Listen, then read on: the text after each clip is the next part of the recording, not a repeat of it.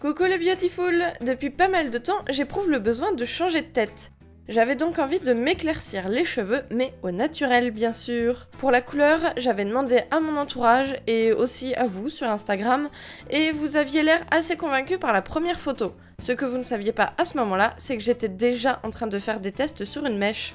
Sur 7 mèches. Bon, ça a un petit peu marché, mais c'était pas encore la couleur que je souhaitais, donc j'ai testé plein de trucs. Du coup, parmi les recettes que j'ai testées, voici mes retours.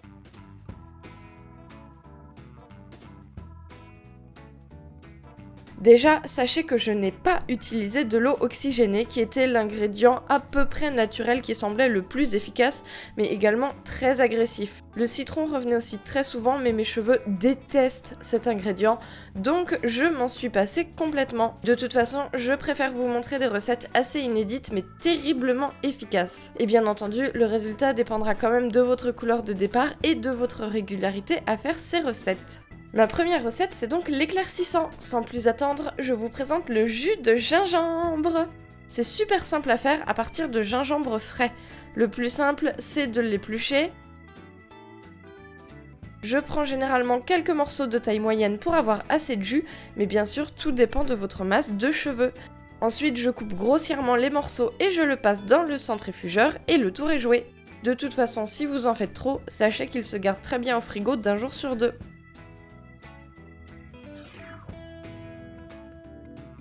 Ensuite, c'est ce jus que je vais vaporiser sur mes cheveux.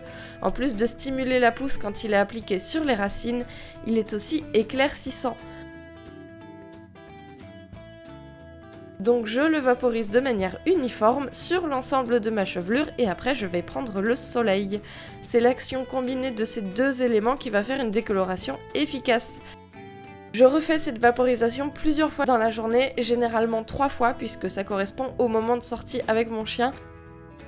Et puis je rince mes cheveux à l'eau claire en fin de journée. Par contre, sachez que ce soin assèche quand même un petit peu les cheveux, comme toutes les décolorations, donc j'ai mis en place un rythme pour éviter de trop les endommager. Je fais donc ce soin pendant une semaine, tous les jours, et puis ensuite je fais une semaine de pause pour permettre à mes cheveux de se reposer avec un soin à la clé. Bien sûr, c'est un rythme qui a fonctionné pour moi en fonction de l'état de mes cheveux, donc si vous le faites, n'hésitez pas à l'adapter à vos propres besoins. Le but, c'est quand même de garder des cheveux en bonne santé. Pour éviter que mes cheveux soient dénutris et déshydratés, je vous fais le soin dont j'avais parlé dans une précédente vidéo. Il s'agit d'un masque à l'huile végétale pour nourrir, avec une bonne dose de gel d'aloe vera pour hydrater. C'est un soin complémentaire très efficace, idéal pour les cheveux qui sont mis à rude épreuve. Pareil, si vous avez tendance à lisser vos cheveux avec la chaleur ou à les boucler par exemple, je vous conseille vraiment de faire ce combo. Ça peut vous aider à garder des cheveux en bonne santé, même si l'idéal c'est quand même d'éviter de les cramer au sèche-cheveux ou au fer à lisser. J'ai donc laissé mes cheveux se reposer pendant une semaine avant de faire ce soin magique et ensuite j'ai enchaîné avec le soin d'après. Le soin suivant vise à intensifier les reflets blonds. Il s'agit tout simplement de fleurs de camomille allemande. Elles sont très efficaces et très réputées pour aider à entretenir le blond ou à intensifier les reflets. Il y a plusieurs moyens de les utiliser, mais personnellement je préfère faire une infusion comme pour la boire, mais à la place de ça, je vais la vaporiser de la même manière que le gingembre.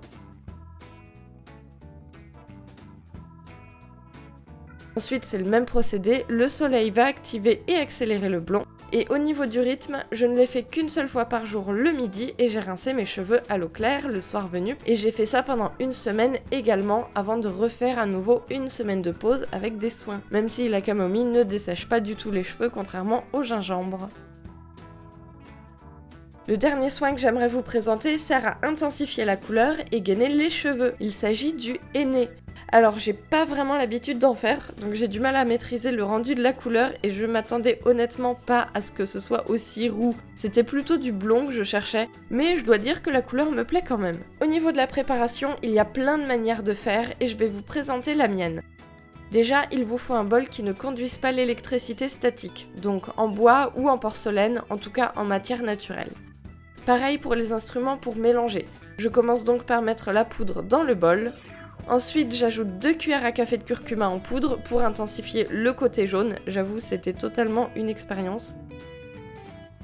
Ensuite, j'ai ajouté 2 cuillères à soupe de vinaigre de vin, puisque je n'avais plus de vinaigre de cidre. En tout cas, son acidité permet de mieux révéler la couleur du henné et de l'intensifier. Vous pouvez aussi utiliser du jus de citron si vos cheveux aiment bien, mais encore une fois, les miens détestent, donc c'était nada. Pour finir, il faut normalement ajouter de l'eau, mais j'ai préféré remplacer par une infusion de camomille, là aussi pour intensifier le côté blond. L'idéal, c'est de verser l'infusion quand elle est chaude, mais pas brûlante, parce que là aussi, la chaleur modérée aide à développer la couleur du henné plus vite.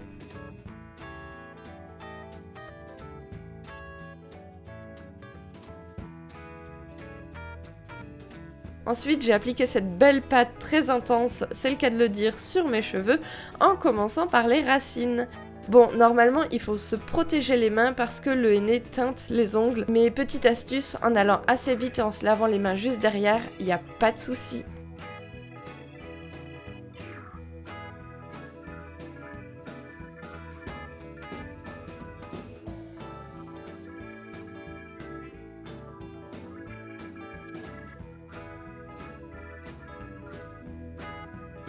Alors, une fois que les racines sont bien recouvertes, j'ai appliqué le restant du henné sur les longueurs en différentes sections, en répartissant le mieux possible.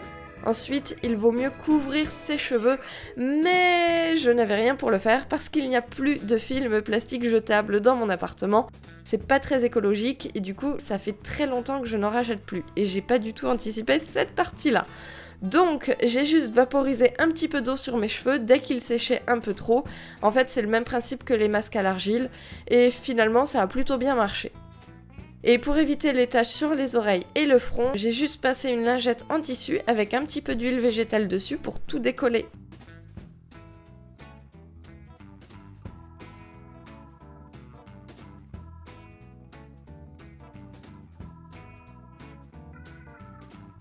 C'est parti pour 3 bonnes heures de pause avant de rincer à l'eau claire.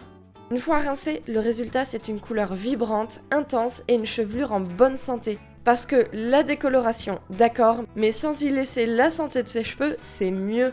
Vous allez sûrement voir ma couleur évoluer au fil des prochains mois parce que je vais continuer à tester des recettes. Je vais vous faire évidemment des updates si je découvre de nouvelles recettes, ma méthode pour entretenir mes racines, etc. Et par contre, avant de se quitter, juste quelques conseils en plus si vous voulez tester. Déjà, gardez bien à l'esprit que plus une décoloration est rapide, plus elle est agressive pour les cheveux. J'ai mis au moins 2 mois pour obtenir cette couleur, donc soyez patient. La couleur que vous obtiendrez dépend aussi de votre couleur de base. Tous les cheveux n'ont pas les mêmes pigments et nous sommes toutes uniques à ce sujet-là. De même, si vous avez déjà coloré ou décoloré vos cheveux par le passé, la couleur que vous obtiendrez sera forcément influencée par les précédentes modifications. Donc pensez-y avant de vous lancer dans une telle opération et demandez-vous quelle couleur risque de ressortir. Parce que l'important, c'est quand même d'avoir une couleur de cheveux qui vous plaise, que ce soit celle d'origine ou non.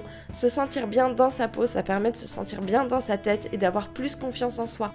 Donc j'espère de tout cœur que cette vidéo pourra vous aider à faire un changement de couleur de cheveux en douceur, surtout si vous en avez besoin.